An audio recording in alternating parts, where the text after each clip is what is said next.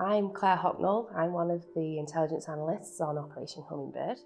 As an analyst, I would have been in the past been expected to take part in strategic work in terms of establishing threat areas across the force, but also deployed to operational responsibilities. So, into if there was a series of burglaries or a drugs conspiracy, I'd be involved in looking at the data behind which supported that investigation and trying to really interrogate that data, see what it tells us, what evidence it gives us, and put that into a product to help the investigation team if it was a proactive job, or if it was reactive, putting together a product so that the investigation team, the Crown Prosecution Service, and then ongoing into the court process can actually understand that information, preparing a sequence of events which may involve call logs, it might be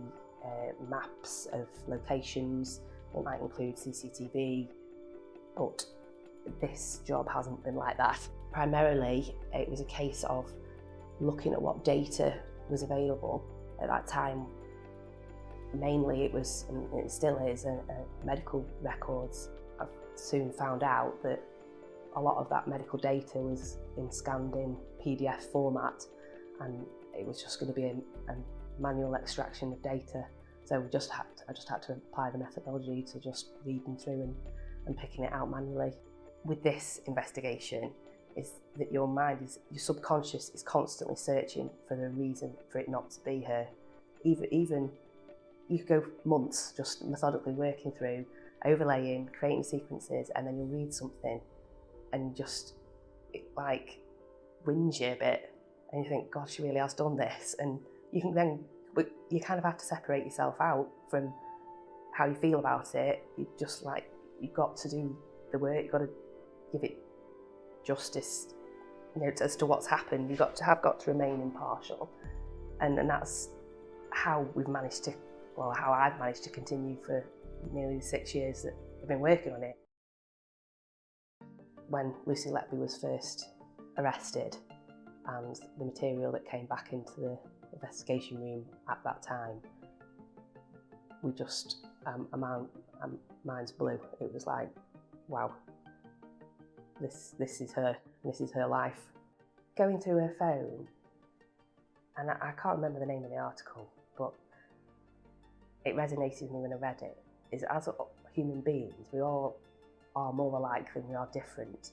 So reading through her phone, it was remarkably normal for a lot of it, and it's not until you overlay the times and dates of some of the things that she's saying in text messages or whatever, WhatsApp messages, is the timing of it as well as what she's saying, that really you can pick up those patterns, and as an analyst that's what you're trying to find, is patterns to things. Having this interactive electronic presentation allows them to look at not only the sequence of events that Kate and I produced, but it's interactive, so that they can click into a record and not only see what we've transcribed, but then go and have a look at the original record by the click of a button to be able to see that original exhibit. Because Kate and I took responsibility for the different cases, once you got in there and started giving evidence, it was fine. I think the anticipation of giving evidence is much worse than actually being in there and doing it.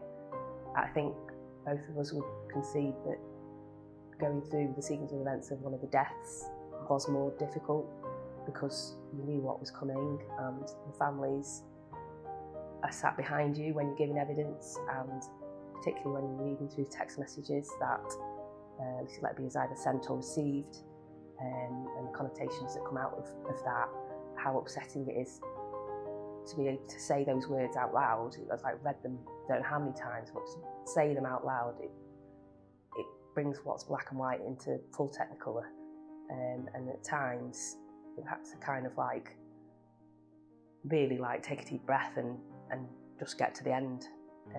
But knowing that that's the first time that the families have heard that evidence was quite tough.